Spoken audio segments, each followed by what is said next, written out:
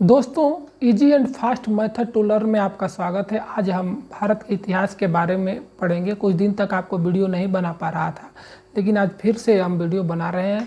आज हम एक ऐसी यूनिवर्सिटी के बारे में पढ़ेंगे जो भारत की यानी विश्व की सबसे बड़ी यूनिवर्सिटी थी। विश्व का पहला आवासीय विद्यालय था। तक्षशिला के बाद ये दूसरा पुराना विश्वविद्यालय था, जिसमें भारत के ही नहीं बल्कि विश्व के कई देशों के जो छात्र थे आके शिक्षा ग्रहण करते थे।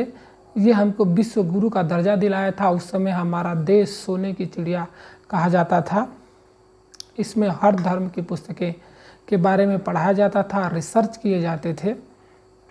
आज जो हमारे छात्र विदेशों में जाकर शिक्षा ग्रहण करते हैं, यूनिवर्सिटी अच्छा नहीं होने के कारण, लेकिन उस समय उस देश के छात्र, कई देश के छात्र हमारा यूनिवर्सिटी में आकर पढ़ते थे, जिसका नाम है नालंदा यूनिवर्सिटी, जो कि हमको विश्व गुरु का दर्जा दिलाया था। इसमें एक साथ 10,000 छात्र पढ़ते थे। लगभग 3,000 अध्यापक थे पढ़ाने के लिए।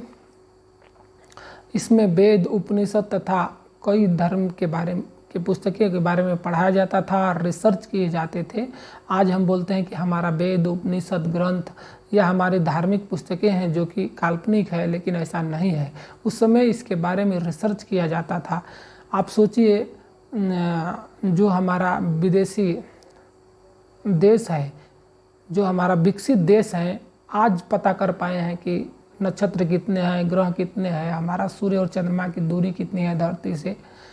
लेकिन उस समय ही हमको मालूम चल गया था कि सूर्य से धरती की दूरी कितनी है।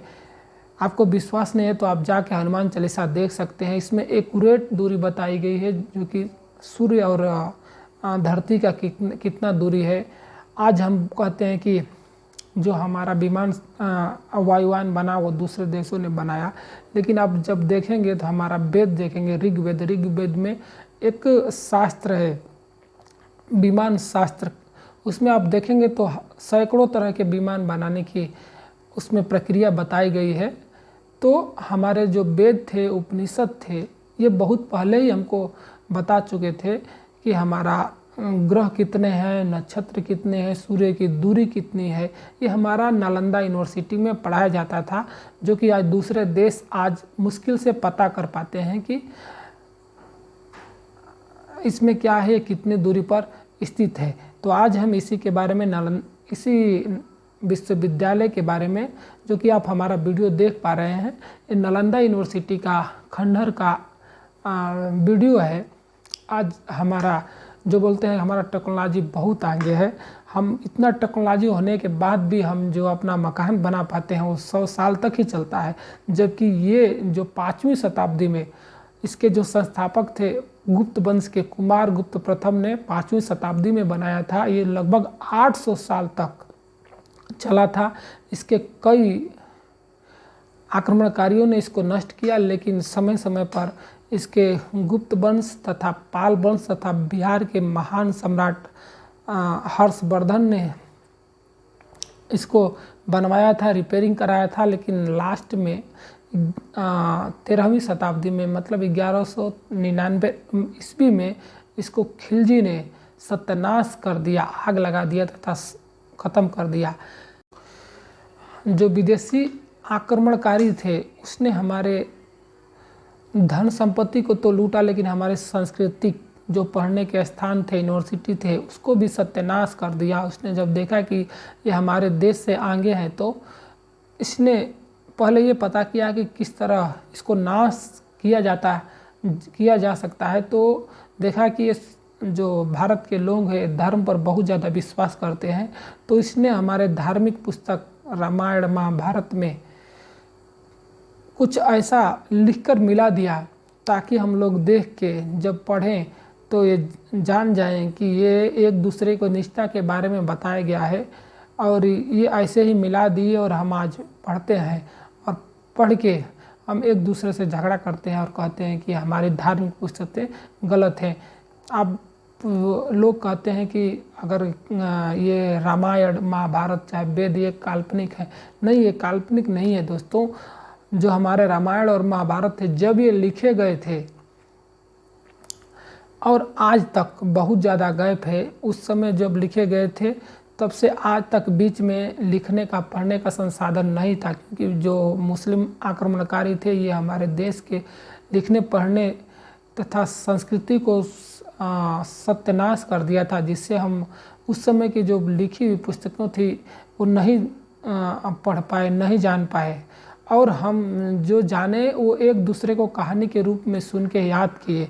इसके बाद आप जानते हैं कि जब हम किसी कहानी को याद करते हैं तो कुछ भाग हम भूल जाते हैं दूसरे को बताते हुए। वैसा ही कुछ हमारे साथ हुआ, और हम जो बताए उस अच्छा से नहीं बताए, यानी जो मूल था उसको हम नहीं बता पाए। और जो हमारे धार्मिक पुस्तकें जब बाद में लिखेगी वो अनेक प्रकार की लिखी गई, मतलब अनेक तरह की लिख गई।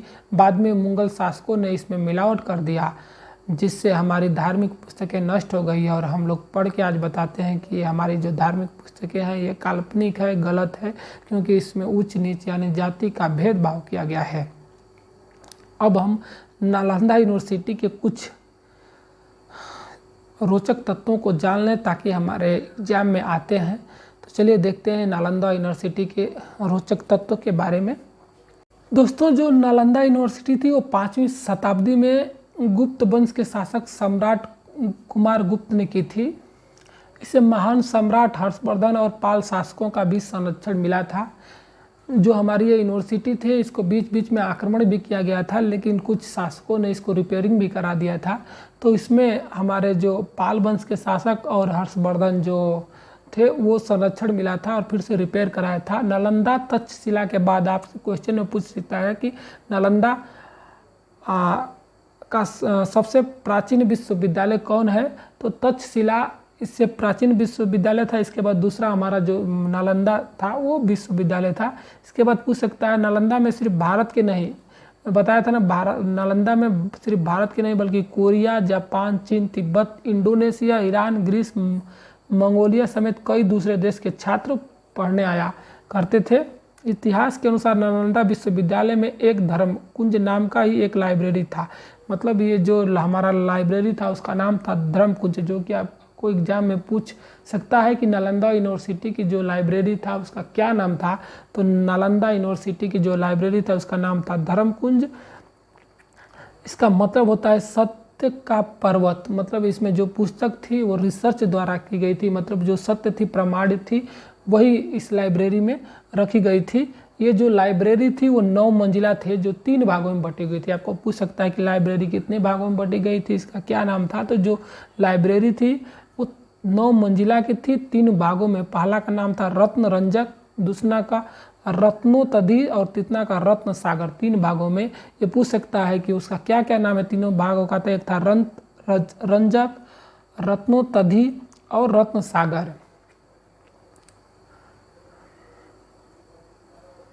इसको जो ख़त्म कर दिया था उसका नाम था बख्तियार खिलजी, जो कि 13वीं शताब्दी में इसको जलाकर नष्ट कर दिया जाता है। बताया जाता है कि एक बार खिलजी बीमार हो गया था, उसका जो हकीम था उसको ठीक नहीं कर पाया, तो उसको बताया गया कि आप नालंदा यूनिवर्सिटी के जो राहुल नाम के आचार्य थे उसके पास जाइए, वो ठीक हो जाएंगे। लेकिन वो विश्वास नहीं किया,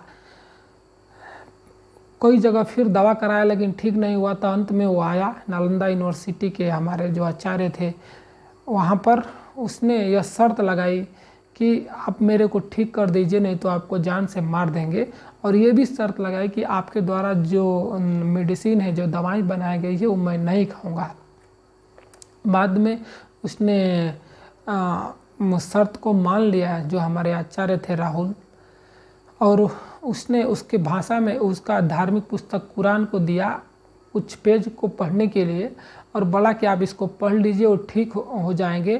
तो उसने पढ़ा और पढ़ के ठीक हो जाया। इससे जलते उसकी जलन की भावना पैदा हो गई कि हमारे जो हकीम हैं, जो हमारे डॉक्टर हैं, ये तो हम भारत के डॉक्टर से कम है। और उसने इस जलन के कारण हमारा जो नालंदा यूनिवर्सिटी के गुरु थे यानी आचार्य थे, हकीम थे, उसको मार दिया और नालंदा यूनिवर्सिटी को जला दिया। कहा जाता है कि जब नालंदा यूनिवर्सिटी जली थी वो तो उसकी जो लाइब्रेरी थी 3 से 6 महीना तक चलती रह गई। उसमें 3 लाख से ज़्यादा पुस्तकें थी। उसको बाद में जब पता किया गया था कि ये कैसे ठीक हो गए थे, तो जो हमारे आचार्य थे उसने जो कुरान का पेज था उसके कॉर्नर में एक अदृश्य लेप लगा दिया था, जिसको कि वो पढ़ता था। और पढ़ने से उस जब पेज को पलटता था हाथ से, तो हाथ से पेज को पलट देता था और उसको अपने मुंह में लगाता था, जिससे वो जो अदृश्य लेप था, जो दवा थी, वो मुंह में चली जाती थी और कुछ ही दिन में वो ठीक हो गया था। और इस द्वेष की भावना से हमारा नालंदा यूनिवर्सिटी को जला दिया, सत्यानाश कर दिया, पूरा खंडहर कर दिया। और हमारा नालंदा यूनिवर्सिटी जो विश्वविख्यात थी उसका समाप्त हो गई। तो ये नालंदा यूनिवर्सिटी का हमारा इतिहास था। इसका दूसरा भाग भी आपको पढ़ाएंगे कि नालंदा यूनिवर्सिटी अब फिर से बनाई जा रही है जो राजगीर में, उसके बारे में बताएंगे। और उसका जो इमेज है, जो चित्र है, जो कैसा बना है, उसको भी दिखाएंगे। दोस्तों, अगर यह वीडियो अच्छी लगी तो कृपया मेरा यूट्यूब चैनल को लाइक सब्सक्राइब करें। Thank you.